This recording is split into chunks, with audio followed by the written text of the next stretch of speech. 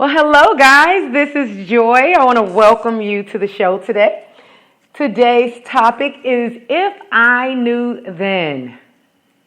If I knew then. Oh my goodness, I'm so excited to talk to you all about this today because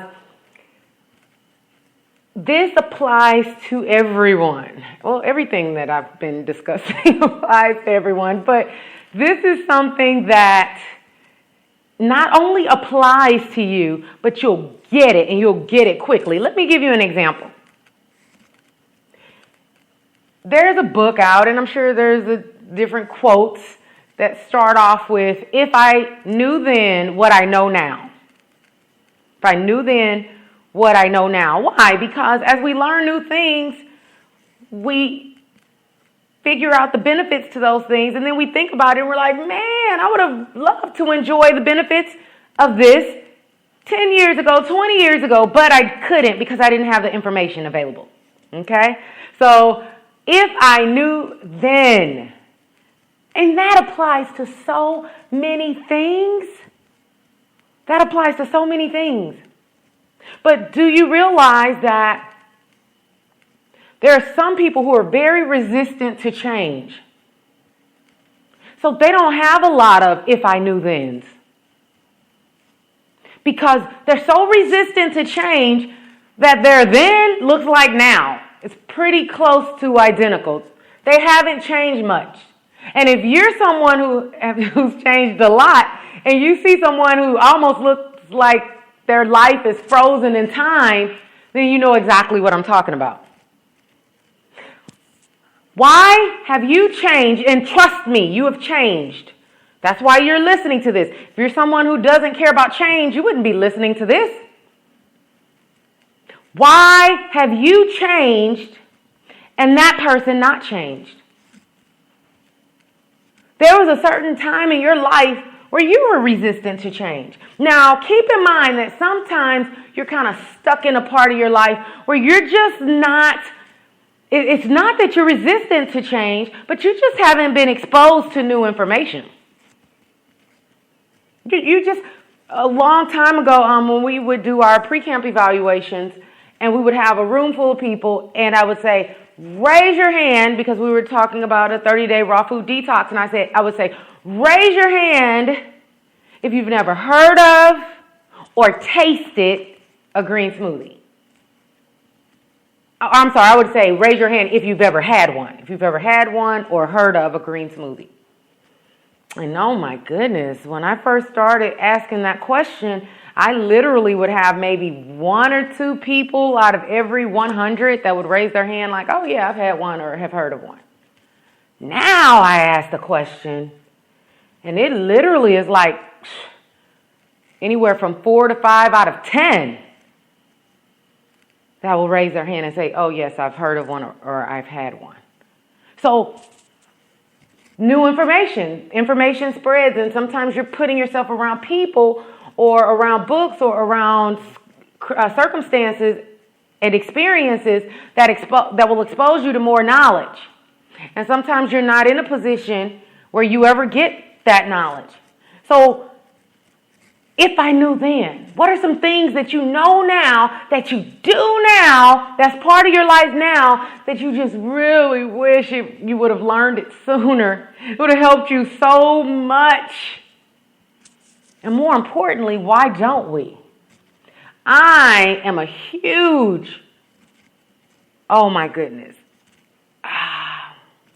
One of the things that I'm going to say I don't understand, but I kind of do. But it saddens me that a lot of information is not given in schools. To me, with us having 60 to 80,000 thoughts per day without fail, why is mindset not taught in school? That's a problem. That's a problem. Yes, all the other stuff is phenomenal. The math, the English, the spelling, all that is phenomenal. But where's the mindset course? Where's the mindset course? Especially not only since we're going to be 60 to 80,000 thoughts running through our head every day, but we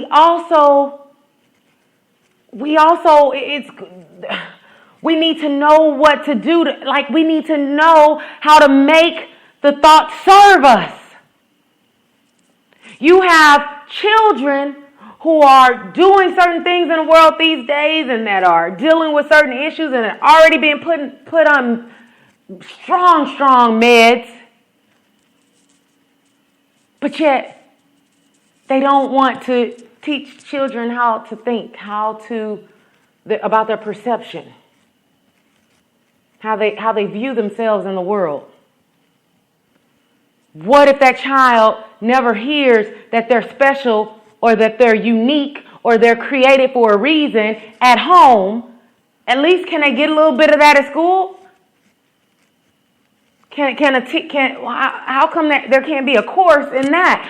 Because we're talking about if I knew then. So obviously if we're talking about then, we're talking about childhood, teenage years. Oh my goodness, my teenage years were atrocious. I needed to learn about a lot of stuff, and it could have helped me make better choices as a teenager. That's when I started going into my sugar addiction. So I could have easily just using food as medicine starting then, how much my life would have been different just by having that as part of my lifestyle then. Gosh, that piggybacks on our show yesterday.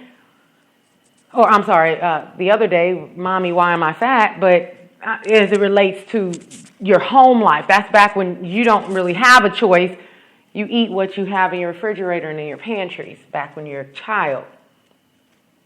Some of my favorite fruits, some of my favorite vegetables I never had as a child. You know, a lot of our vegetables when I was a child came out of cans, like canned corn, canned string beans, sometimes when I get adult clients and they're like, I don't like vegetables. Okay, have you been having real vegetables?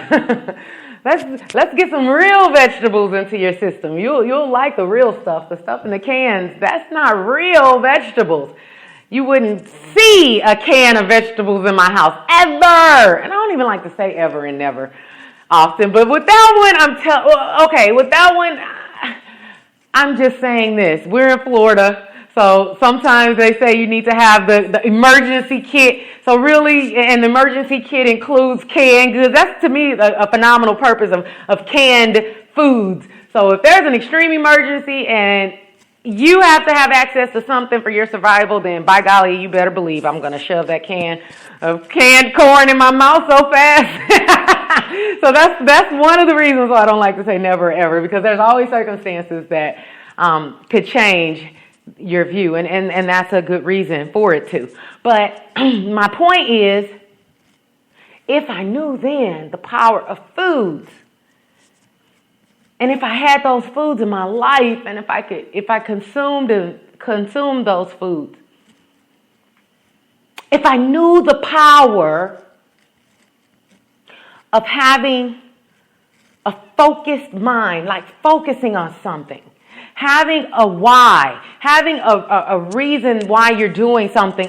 You see it with some kids who, let's say they get into sports or they get into gymnastics or dance or ballet, or maybe they get in something dealing with the arts, and so maybe they're getting into sculpting, and maybe they're getting into some type of activity that's positive, and hopefully that's one that they have an interest in, that they're not just being forced to do it, but they have an interest in it, and they're curious about it, and they enjoy learning about that, okay? So that's positive activity.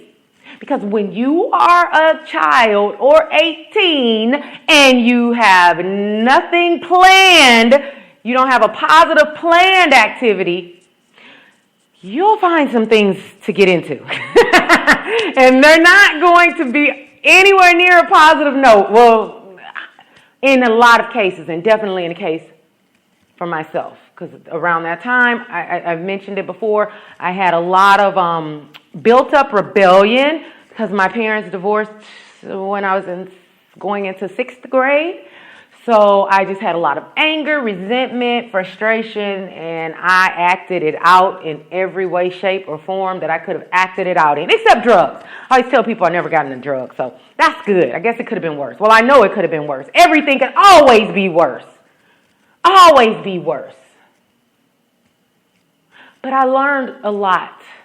Gosh, I got a lot of street smarts. I learned so much back then. I didn't have book smarts then because I wasn't in books. I like books now. I read 3 or 4 books a week or sometimes a day now. Back then, I only did what was required. So I made decent grades in school, but I wasn't focused. I didn't know. If I were in 11th grade, when I was in 11th grade, if you were to say, hey, what do you want to be when you grow up? What do you want to be?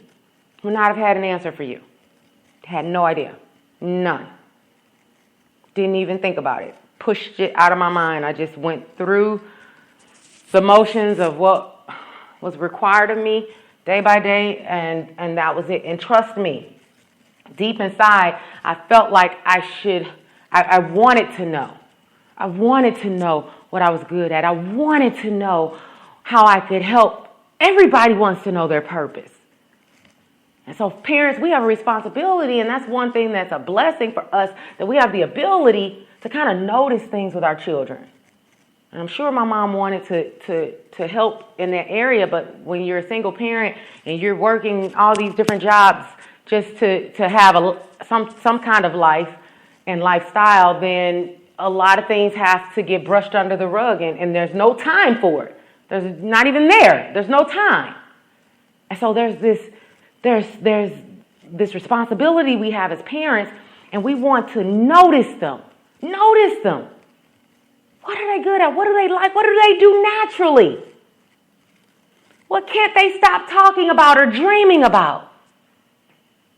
Because when we help them in those areas and when we pay attention, then we can kind of mold that. And so therefore, we're helping them so much sooner. If you're like me and you kind of had to learn a lot of stuff on your own and do a lot of stuff on your own, that's the hard way. We people like me, we have bruised elbows and knees. We know what it's like to crawl our way through and to find out what we need to find out and eventually get to where we need to be. And that's what I'm thankful for. And I'm still thankful for my parents. I'm not, and that's what I tell adults. Look, if you didn't learn some things, if you didn't get the love, or if you didn't get the affection, or if you didn't have monetary needs met, or so many other things when back then, when it wasn't your responsibility, when it was your parents' responsibility, be thankful for them. Because you wouldn't be you without both of their DNA, baby. So be thankful for both of them. I'm so thankful for my parents, because I would not be here today without them, baby, and I'm glad to be here. I'm so glad to be here. So be thankful for your parents. And know, just like they didn't have all the answers when they had you, especially my mom, she had me, she was a teenager. She was 18 years old. She didn't have all the answers. Are you kidding me? And I don't care how old your parents were when they had you. They didn't have all the answers. There's no book. There's no manual to tell you exactly what to do on a day-to-day basis. That will take all the fun out of it. Could you imagine? Today, my child is 7 years and 30 days and 20 minutes old. Let's see what it says to do for the day. Ow, that would be crazy. I would not want that, even though it seems like it would be nice, because you'd be like, man, this parenting thing is a breeze. No, this is a good challenge, baby, a good challenge. But we're never going to have all the answers. We're never going to give them every single thing that they need. We're going to make mistakes, but we're going to keep getting back up, dusting off, and say, okay, let's do it again. New day. Let's go at it again. Let's try to do better today. There's some things that I think about, and I'm like, man, I'll give you all a good example. Oh my goodness. This is hands down the best example ever. Okay? Wow. I can't even believe this. Should I share this? sometimes I know I live in a glass house.